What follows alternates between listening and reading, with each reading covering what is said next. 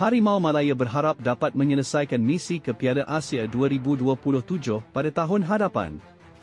Tahun 2025 menyaksikan Malaysia mengungguli kumpulan F dengan 15 mata. Ini terhasil daripada 5 kemenangan yang diraih dalam 5 aksi kumpulan. Harimau Malaya membuka kempen kumpulan F dengan menewaskan Nepal 2-0. Ini disusuli kemenangan besar ke atas Vietnam 4-0 pada Jun lalu. Rentak kemenangan itu diteruskan apabila bertemu Laos pada Oktober lalu. Selepas meraih kemenangan 3-0 di Vientiane, anak buah petir Klamovski membelasah lawan sama 5-1 di Kuala Lumpur. Ini disusuli kemenangan 1-0 ke atas Nepal pada November lalu. Harimau Malaya menjaringkan 15 gol dan hanya diborosi sekali dalam 5 aksi. Pemain sayap Selangor FC, Faisal Halim muncul penjaring terbanyak Harimau Malaya dalam pusingan kelayakan dengan 3 gol.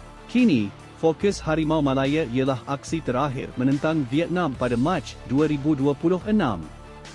Aksi ini dijangka menarik kerana kembalinya peledak berbisa Vietnam, Nguyen Quan San. Sebelum ini, Quan San terlepas aksi di Stadium Nasional Bukit Jalil akibat kecederaan serius.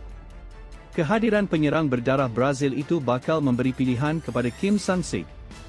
Malaysia dan Vietnam bakal berentap di negara itu pada Mac ini untuk menentukan pasukan mana layak ke Piala Asia 2027.